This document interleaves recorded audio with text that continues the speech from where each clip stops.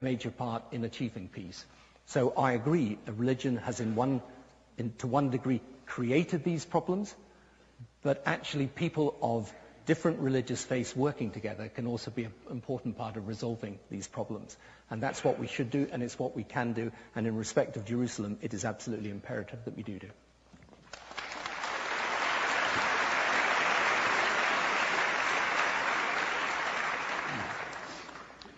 Visitor goes to the Western Wall. Anything he can do. Visitor goes to the Western Wall, sees a man tearing at his beard, banging his head on the wall, shoving messages into it at the rate of knots, wailing and flailing, watches with fascination. When the guy finally breaks off, says, "Excuse me, I couldn't help noticing you were being unusually devout in your addresses to the wall, to the divines. Do you mind if I asked you what you were praying for?" He said, "I was praying that there should be peace, that there should be mutual love and respect between all the peoples in this area." And he said, "And what do you think?" says the visitor. He said, "Well, it's like talking to the wall."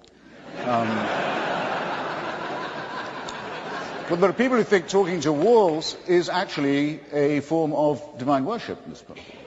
And it's another instance, and not that I didn't bring it up laboriously myself, but I don't mind it again, of the difference between Tony and myself when he says, he uses his giveaway phrase, "in the name of religion," rather than as a direct consequence of scriptural authority, which is what I mean when I talk about this.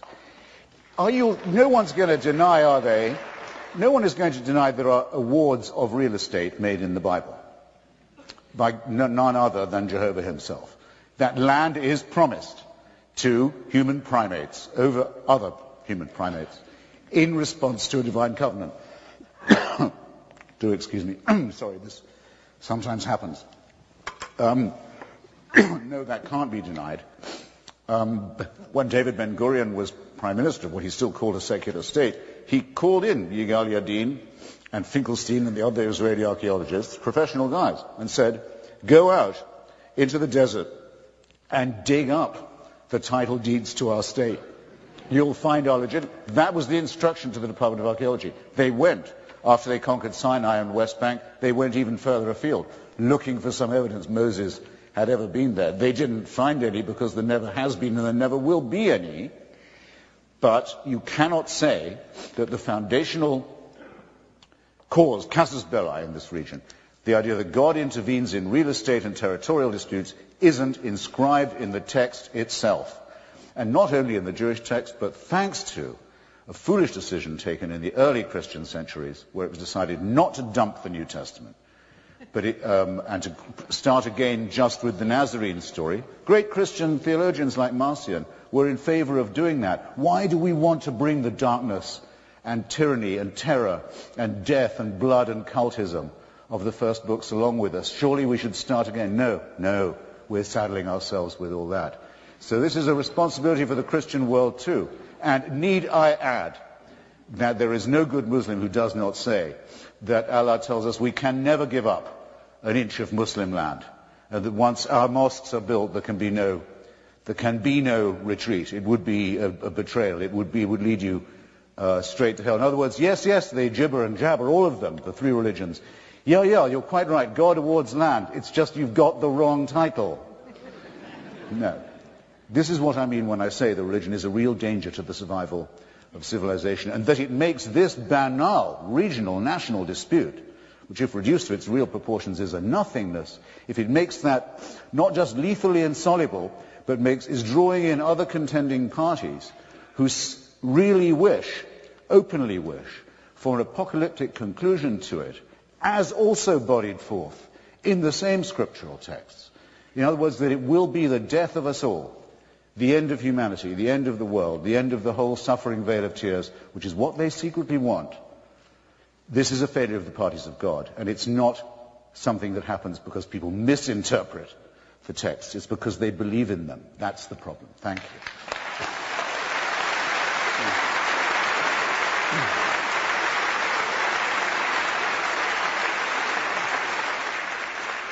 Tony, would you like a quick rejoinder, or can I move on to our final question for this session? Whichever you like. Well, great. We have I think, the perfect final question. and it's from another student at the Munk School for Global Affairs, Dana Wagner. Where are you, Dana? Here you are. A big part of this issue is our inability to stand in another's shoes with an open mind to understand a different worldview. In this regard, can each of you tell us which of your opponent's arguments is the most convincing? Thank you.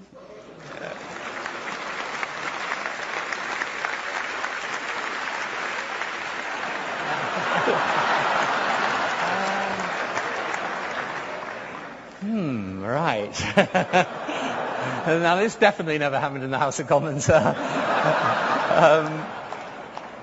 I think that the most convincing argument is, and the argument that people of faith have got to deal with, is actually the argument that Christopher's just made, which is that the bad that is done in the name of religion is intrinsically grounded in the scripture of religion.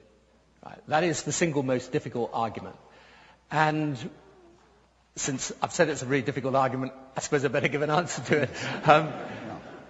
My answer to it is this, that there is, of course, that debate that goes on within religion, which is the degree to which, as it were, you look at Scripture, abstracted from its time, you pick out individual parts of it, you use those in order to justify whatever view you like, or whether, as I tried to do in my opening, you actually say, well, what is the essence of that faith?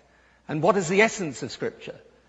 And of course, then what you realize is that, yes, of course, if you believe as a Muslim that we should live our lives according to the 7th century, then you will end up with some very extreme positions.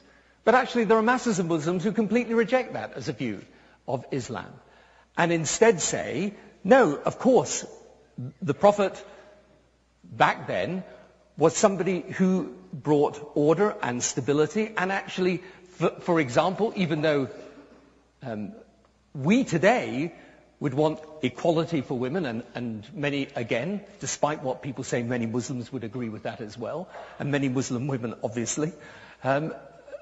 Back then, actually, what he did was extraordinary for that time.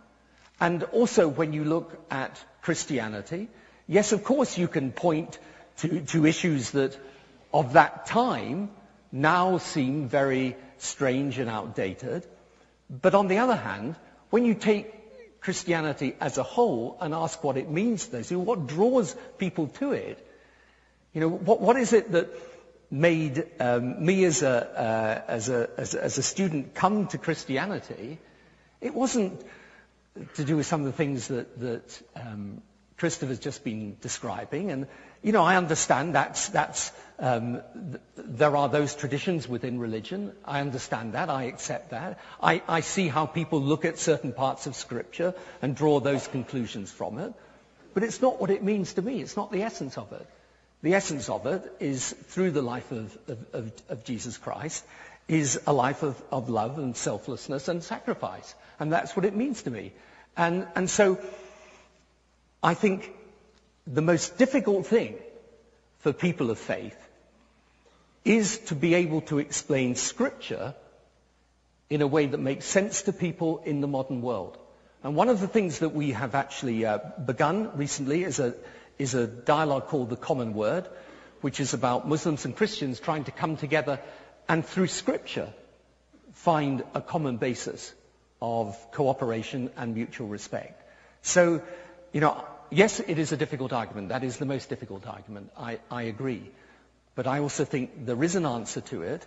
And I think one of the values, actually, of having a debate like this, and in a sense having someone making that point as powerfully as Christopher has made it, is that it does force people of faith to recognize that we have to deal with this argument, to take it on, and to make sure that not just in what we are trying to do, but in how we interpret our faith, we are making sure that what I describe as the essence of faith, which is serving God through the love of others, is indeed reflected not just in what we do, but in the doctrines and the practice of our religion.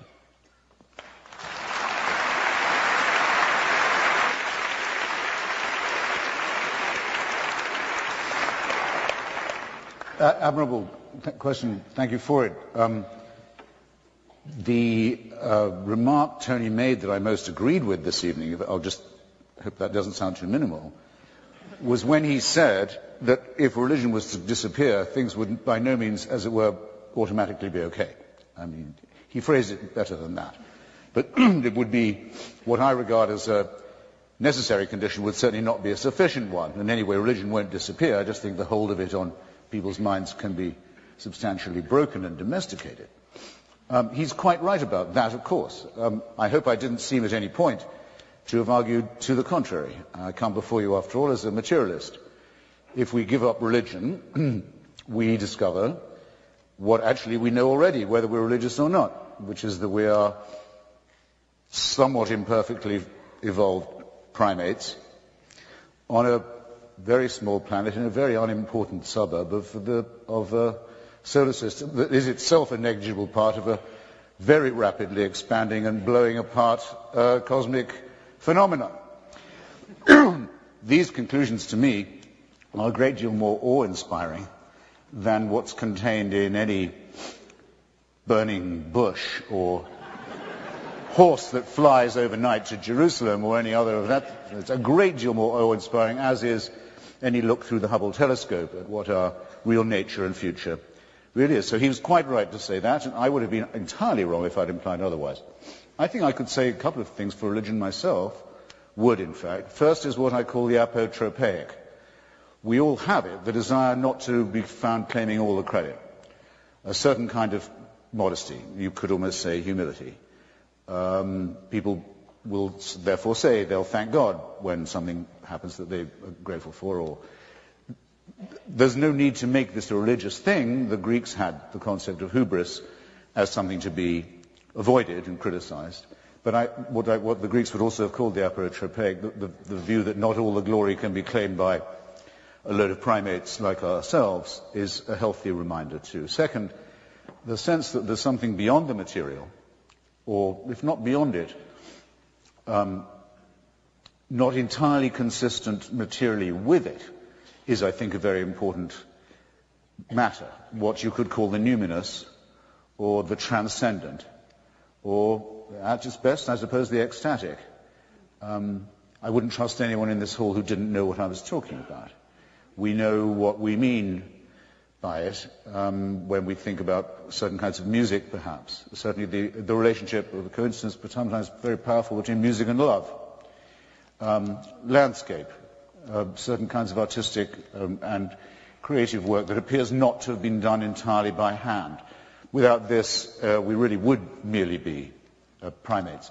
I think it's very important to appreciate the finesse of that, and I think religion has done a very good job in enshrining it in music and in architecture, not so much in painting, in my opinion. And I think it's actually very important that we learn to distinguish the numinous in this way. I wrote a book about the Parthenon. I'll mention it briefly. I couldn't live without the Parthenon. I don't believe any civilized person could. If it was to be destroyed, you'd feel something much worse than the destruction of the first temple had occurred, it seems to me. But we've lost an enormous amount besides, by way of our knowledge of symmetry and grace and harmony. But I don't care about the cult of Pallas Athena. It's gone. And as far as I know, it's not to be missed. The Eleusinian mysteries have been demystified. The sacrifices, some of them human, that were made to those gods are regrettable, but have been blotted out and forgotten. And Athenian imperialism is also a thing of the past. What remains is the fantastic beauty and the